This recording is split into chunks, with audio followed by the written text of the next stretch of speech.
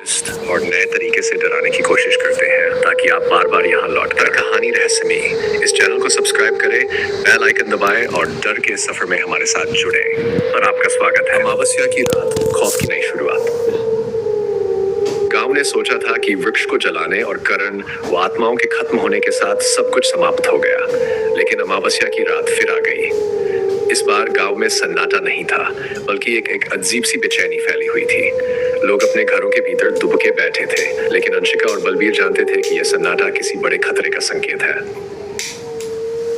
आधी रात को फिर वही दस्तक की आवाजें सुनाई दी, ठक ठक ठक ठक। इस बार आवाजें केवल एक घर से नहीं, बल्कि पूरे गांव के हर दरवाजे से आ रही थी। लोग घबराकर अपने दरवाजों को और मजबूत करने लगे। तभी बलबीर के घर के दरवाजे पर 3 दस्तकें हुई। बलबीर ने दरवाजा खोला, लेकिन वहां कोई नहीं था। बाहर केवल धुआं और ठंडी हवा थी। अचानक बलबीर ने गांव के बीचों बीच आकर एक बड़ा गोला देखा, जिसमें बूढ़ी औरत की परछाई झलक रही थी। उसने अपनी गहरी आवाज में कहा, तुमने मुझे खत्म करने की कोशिश की, लेकिन मैं एक ऐसी ताकत हूं जिसे कोई मिटा नहीं सकता। अब ये गांव पूरी तरह मेरे कब्जे में है। गांव में आतंक। गांव की गलियों में अचानक चीख पुकार मच गई। जिन लोगों ने दरवाजा खोला था, वे एक एक करके गायब होने लगे। उनकी चीखें अंधेरे में खो गई। बलबीर ने अंशिका को बुलाया और कहा, हमें फिर से जंगल जाना होगा। इस बार हम उसे हर हाल में खत्म करेंगे।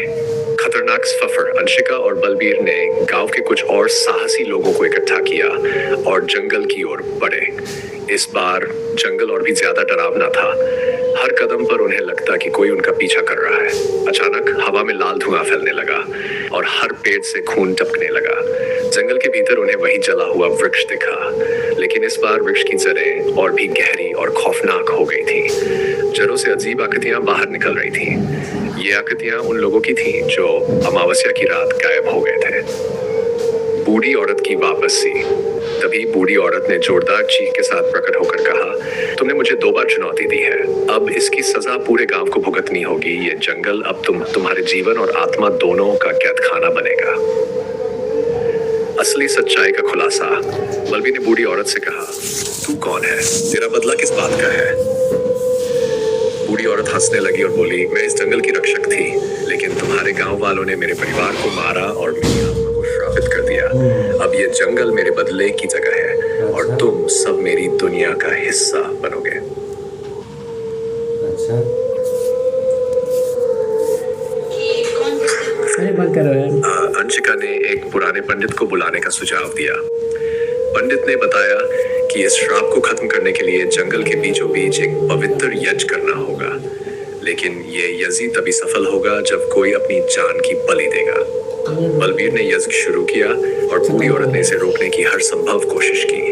उसने लाल आंखों और अपने झूठे आत्माओं से हमला किया, लेकिन अंशिका और बाकी लोग मजबूती से डटे रहे।